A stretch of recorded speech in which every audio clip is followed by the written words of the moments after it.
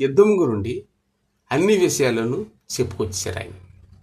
అయితే ఇక్కడ ఏంటంటే చాలామంది శిష్యులు కూడాను ఇది ఎప్పుడు వచ్చును, ఎప్పుడు జరుగును, ఏంటని అడిగితే అంతం యుద్ధం రావచ్చు, అన్నీ జరగవచ్చు, అంతం వెంటనే రాదు, ఇలాంటివి ఎన్నో జరుగుతాయి. ఎన్నో యుద్ధాలు ఎన్నోసార్లు జరిగాయి కూడా అన్నాం.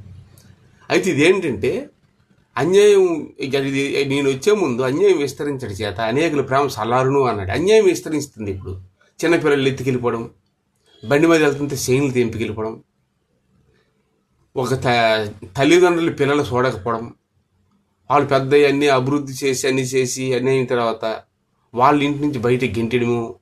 ఎవరో ఒక ఆయన తల్లిని హాస్పిటల్కి తీసుకెళ్తాను రా అని వైద్యం కూడా చేయించేవాడు. తీసుకెళ్తానని చెప్పి రోజు అక్కడే ఆపరేషన్ చేయించడం, ఏవే ప్రతి మందులు ఇవ్వడం ఏంటి బాగోలేదని చెప్పి నీకు పెద్ద హాస్పిటల్కి తీసుకెళ్తాను రా అనేసి అడవుల్లోకి తీసుకెళ్ళి వదిలేశాడు కొడుకే. అయితే ఏంటంటే ఇలాగ అన్యాయం విస్తరించడం చేత అనేకుల ప్రేమ చల్లారిపోయింది. ఇప్పుడు ఏంటంటే ఎవరిని నమ్మాలో ఎవరిని నమ్మకూడదో తెలియదు. ఇంతకుముందు ఎవరైనా కష్టమైతే అప్పు ఇచ్చుకోవడం, అప్పు తీసుకోవడం ముందు మాట మీద ఉండేవారు, అగ్రిమెంట్లు కావు. ఈ రోజుల్లోన అగ్రిమెంట్లు చేసినా నీ అగ్రిమెంట్ చేసి కోర్టులో వేసుకుంటున్నారు కానీ భయపడేదిలే. ఎందుకంటే అంత అన్యాయము పెరిగిపోయింది. వెంటనే అరగంటలోనే అబద్ధం ఆడేస్తున్నారు డబ్బు కోసం. తల్లిదండ్రులని వదిలేస్తారు, పిల్లల్ని వదిలేస్తారు, అక్కడ తల్లిదండ్రులు పిల్లల్ని వదిలేస్తున్నారు, ప్రేమించట్లేదు. ఇలాగ రకరకాలుగాను డబ్బే డబ్బే డబ్బే డబ్బే అంతే. ఆ డబ్బు అయిపోయిన తర్వాత రోడ్డు మీద పడిన వాళ్ళు ఎంతమందో. కాబట్టి ఇలాంటి అన్యాయం విస్తరించిన చేత అనేక ప్రేమ చల్లారును. అయితే అంతం వెంటనే రాదని చెప్తూ అలాగ చెప్పడు. ఆ గడియల్లోన భూకంపములు, అక్కడక్కడ కరువులు, యుద్ధములు, రాజ్యం మీద రాజ్యం, దేశం మీద దేశం కురినప్పుడు తరువాత కొన్ని సూచనలు వస్తాయి. అంతం ఆ తర్వాత వచ్చును అని చెప్పాడు. వెంటనే అయితే రాదని చెప్పాడు. ఎందుకంటే అంతం వచ్చే ముందు ఏంటంటే అన్యాయం బాగా విస్తరిస్తుంది. ఇప్పుడు చూడండి, ప్రతి ఒక్క ఫుడ్లో కల్తీ. అల్లం ఉన్నదంటే ఇప్పుడు అల్లం ఎల్లుల్లిపై ఉన్నది కదా, అందులో కూడా ఒక ఆయన కంపెనీలు చేసి చెప్తున్నాడు, అరటి డబ్బ కలిపేస్తారట అందులో. అంతా కల్తీయే. బంగాళదుంపలు ఉంది కదా, పప్పు వండుతారు హైదరాబాద్లో, అక్కడ అమ్ముతుంటారు. పప్పులోనా మిక్సింగ్ బంగాళదుంపలు ఉండిపోయినవన్నీ ముద్దలా పడేస్తారు. అందుకే పప్పు రంగు ఉండదు, డార్క్ అయిపోతుంది. ఎందుకంటే బంగాళదుంప ముద్ద పడేస్తారు కొద్దిగా పప్పుతో, కొద్దిగా ఉనేక పప్పులోన. ఇలా ఎన్నో కల్తీలు. అలాగే తినే సోడా, బ్రేకింగ్ సోడా రుసుల కోసం, రుసుకుంటే జనాలు వస్తుంటారని. అది ఏంటంటే అరగదు.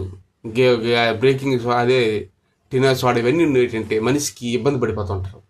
తర్వాత హోటల్స్లో కూడా ఏదో ఒకటి కలుపుతుంటారు.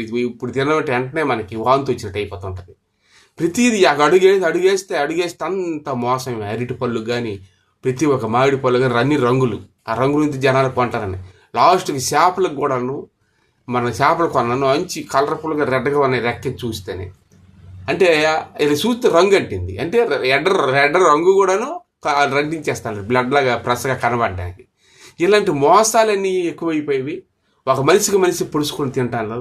బైకుల మీద వెళ్ళే ప్రమాదం, బండిలో వెళ్ళే ప్రమాదం, చల్లపొలంగా లాక్కొని దొంగేసుకొని రకరకాలుగా అన్ని చైన్లు మెడలో తెంపించుకొని మన శీలానగర్లో పాపం హాస్పిటల్కి, హిమ్స్ హాస్పిటల్లో వెళ్తున్న దారిలోన ఎవరో పాపం వాళ్ళకి తిరిగి పెద్దవాళ్ళు నడుచుకుని వెళ్తుంటే వాళ్ళ మెడలో చైన్ తెంపుకుని వెళ్ళిపోయాడు ఒక బైక్ మీద వెళ్ళి. చూశాను కళ్ళ అలా చూశాను నా ఎదురుగానే.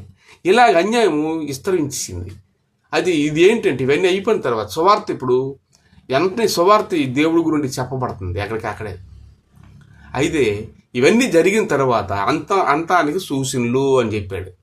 తల్లిదండ్రులు పిల్లల మీద లెగుద్దురు, పిల్లలు తల్లిదండ్రుల మీదకి లెగుద్దురు అని. ఇప్పుడు చాలామంది చూడండి, పెన్షన్ కోసం తండ్రినే కొట్టు లాక్కొని కొంతమంది, తాగుడు కోసం, మందు కోసం తల్లిదండ్రులు లాక్కొని ఏదైనాను తాగేసి, అదే తాగుడు డ్రింకింగ్ అలవాట్లు చేసుకొని తల్లిదండ్రులని కొట్టి తిట్టడం అని రకాలుగా ఎన్నో. తల్లిదండ్రులకి పిల్లలు పెట్టడం కాదు కానీ తల్లిదండ్రుల దగ్గర లాగేసుకుని తాగడానికి ఈ గాంజాయిలు ఎన్నెన్నో మత్తు పదార్థాలు అలవాటు అయిపోయారు.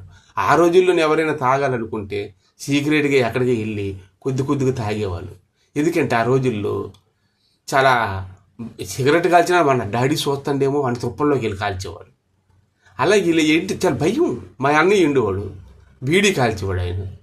అదేంటి అన్నయ్య, నాన్న చూస్తే తిడతారు కదా బాగోదంటే, అలా కదరా అని బీడీ కాల్చి మా నాన్న వచ్చేసరికి ఆ బొంతల కింద పెట్టేశాడు ఆ బీడీని. నేను మరిచిపోయాను. అంత పొగ వచ్చేసి అక్కడికక్కడ ఇది అయిపోయింది. ఎంత చూసి ఏమిలా జరిగిందంటే అన్నయ్య బీడీ కాల్చాడు, బీడీ కాల్చి తలగడల కింద పెట్టేశాడు, కాలిపోయింది అని చెప్పేసరికి ఓ నిజమా అనేది ఎందుకురా నువ్వు చెప్పేవాడు అంటాడు.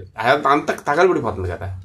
ఇలాగా నిజం నిప్పు లాంటిది, దాగదు, బయటకు వచ్చేద్ది అంటారు కదా. అలాగా కొన్ని ఇలాంటివి కూడాను దొంగతనం దొరతనాలు కూడా ఉండవు, బయటపడతాయి.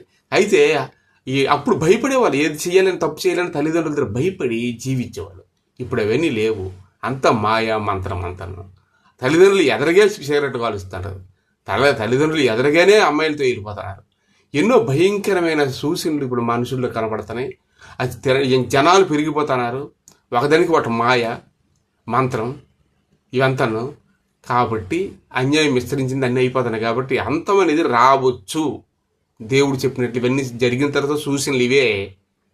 ఆకాశం రెడ్డగా మారును, సూర్యుడు తన కాంతినివ్వడు అని చాలా చెప్పాడు ప్రభు. అవి సూచనలకు వచ్చేటప్పుడు అంతం రావచ్చు. అది ఇవన్నీ ఈ వాక్యాన్ని చాలామందికి షేర్ చేయండి. Thank you.